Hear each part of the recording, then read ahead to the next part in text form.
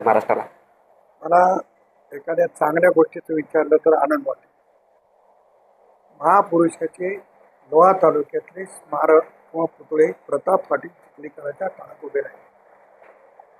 छत्रपती शिवाजी महाराजाचा असेल, जगज्योती महात्मा बसवेश्वराचा असेल, येणाऱ्या काळामध्ये साहित्यरत्न अण्णाभाऊ साठेचा असेल. मी स्वतः निवडणुकीच्या काळामध्ये लोकांना आश्वासन दिले की साहित्यरत्न अण्णाभाऊ साठेचं देखील स्मारक होतं. जेव्हा नगरपालिका माझी आहे, जेव्हा आम्ही एखाद्या महापुरुषाचा पुतळा उभा करतो, त्याचं सुशोभीकरण करण्याची जबाबदारी आमची आहे. आणि जे कोणी असे लुंगू फुंगू लोक करतात ते स्वतःचं अस्तित्व टिकवण्यासाठी काय राहते. तुम्हाला एक उदाहरण देतो. गाडी आहे, बैलगाडी. बैलगाडी ओढणाऱ्याला बैलगाडी ओढायचंच काम करावं. त्याच्या खालून चालणाऱ्याला ओढणाऱ्याचं दुखणं माहीत नाही, ते त्याचं काम करते भुकायचं. त्याच्यामुळे आमचं गाडी ओढायचं काम आहे, भुकायचं काम. आणि जे कोणी असे आंदोलन कराले त्यांच्यापेक्षा 10 पटीनं तो समाज माझ्या मागे. त्या समाजाच्या आशीर्वादावर मी आमदार आहे, त्या समाजाच्या आशीर्वादावर मी खासदार झालो. त्याच्यामुळं कोणी आपलं अस्तित्व टिकवण्यासाठी जर असं करत असेल तर समाज त्यांना ओळखून आहे. मला भारतरत्न डॉक्टर बाबासाहेब आंबेडकरांच्या पुतळ्याची कोणी मागणी केली नव्हती. साहित्यरत्न अण्णाभाऊ साठेच्या स्मारकाच्या दुरुस्तीची कोणी मागणी केली नव्हती. मला असं वाटलं की माझ्या तालुक्यातल्या महापुरुषांचे स्मारक हे उचित झाले पाहिजे, म्हणून मी करतोय. आणि माझ्यामुळं झालंय हे कोणाला दाखवायची इच्छा असेल त्याने खुशाल करत राहा.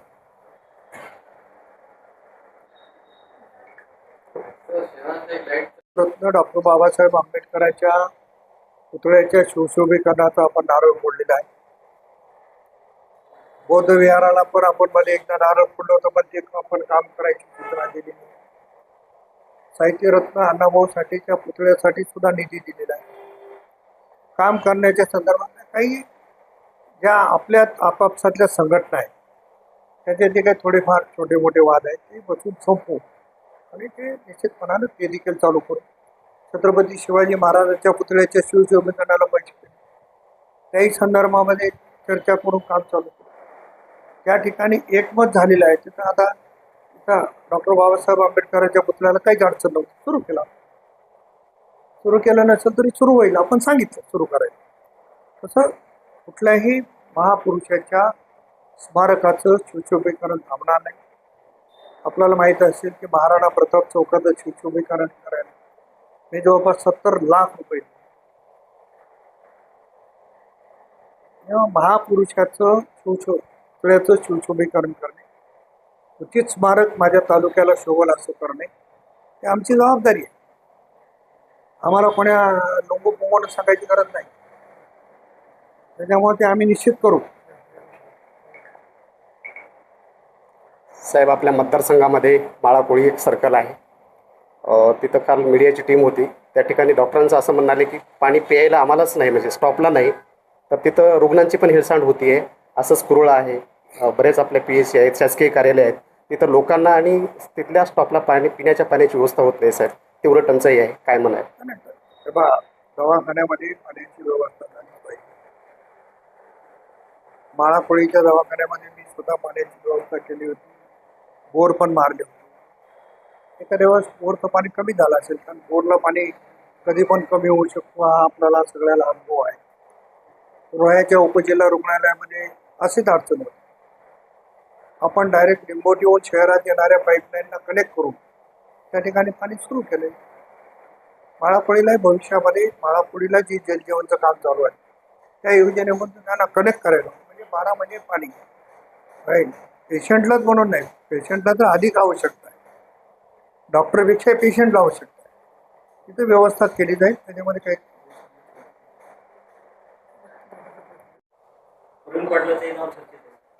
असं आहे की आता सध्या महायुतीने एकत्रित लढवायचा निर्णय सध्या तरी घेतलेला आहे.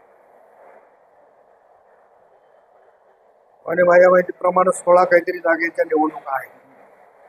त्यामध्ये ते ठरवतील की भारतीय जनता पक्षाने किती लढवायच्या, शिवसेनेने किती लढवायच्या आणि राष्ट्रवादीने किती लढवायच्या. तर वर नेते मंडळीमध्ये सन्मानपूर्वक तोडगा निघत असेल तर त्याची अंमलबजावणी करणं हे कार्यकर्त्याचं काम आहे. त्याच्यामुळे नांदेडची जागा ही भाजपला सुटल्याची चर्चा चालू आहे. त्यामुळे येणाऱ्या विधान परिषद निवडणुकीसाठी तुम्ही राष्ट्रवादीचे मित्र पक्ष म्हणून त्या उमेदवारांना मदत करणार. नाही, विषय असा आहे की ही चर्चा आहे. जेव्हा फायनल होईल तेव्हा तुम्हाला कळेल, आम्हालाही कळेल. आमची इच्छा आहे की नांदेडची जागा राष्ट्रवादी काँग्रेसने लढली पाहिजे.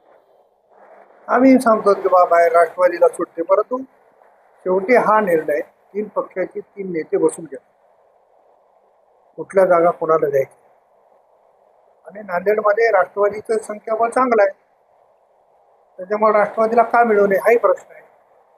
आणि या उपर 3 नेत्यांनी जर ठरवलं तर ते भूमिका आम्हाला मान्य ठरवलं. तशी तुम्ही पक्षश्रेष्ठीकडे मागितलं.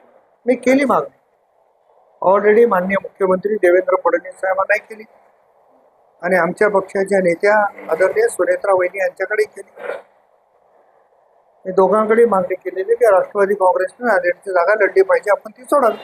राष्ट्रवादीला ही जागा सुटली तर प्रवीण पाटील उमेदवार आहेत. पक्षश्रेष्ठी ठरविल तो उमेदवार. शेवटी कसं आहे की जागा आधी कोण्या पक्षाला सुटेल तो पाठ एक झाला आणि त्या पक्षाला जागा सुटल्यावर उमेदवारी कोणाला द्यायची हा दुसरा विषय. त्याच्यामुळे कंधार शहराच्या बाबतीमध्ये काय नियोजन आहे? नाही, नियोजन म्हणजे काय? नियोजन हे नगराध्यक्षांनी नगरपालिकेनं करायला पाहिजे आणि त्याने मला सांगायला पाहिजे की असं नियोजन आहे आमचं. नियोजन मी कोण करणार? लोकप्रतिनिधी आमदार म्हणून या- लोकप्रतिनिधीचं काम आहे ते मी काम करतोय.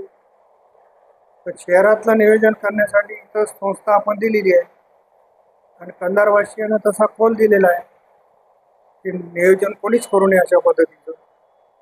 तर त्या पद्धतीनं काम चालू आहे.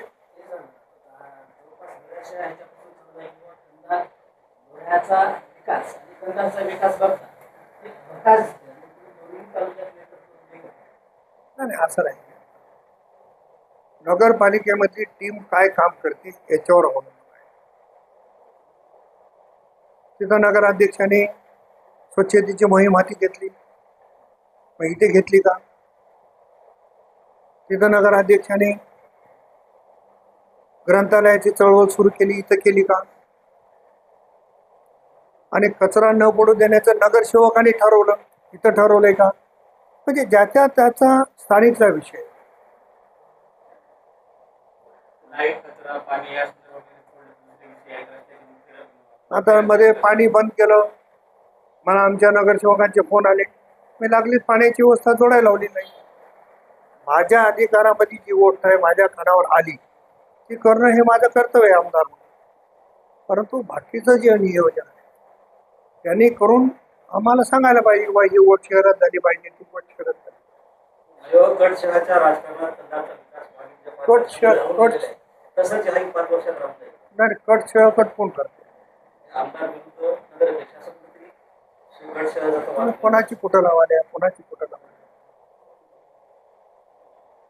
कंधारच्या प्रतिष्ठित नागरिकांनी तुम्हाला रस्त्याच्या संदर्भामध्ये तुम्हाला एक महाराष्ट्रातील भेटून निवेदन दिलेलं आहे. या संदर्भामध्ये तुम्ही काय भूमिका घेतली? निश्चितपणानं मला अभिवक्ता संघाचे पदाधिकारी, वैद्यकीय क्षेत्रातली काही मंडळी महाराष्ट्र दिनाच्या दिवशी नांदेड लोहामध्ये भेटली. मला त्यांनी निवेदन दिलं आणि त्यांच्या मागणीचा विचार मी करून लवकरच कंधारला जो लोह्याहून जोडणारा रस्ता आहे त्याचं काम सुरू करायच्या सूचना मी दिलेल्या आहेत.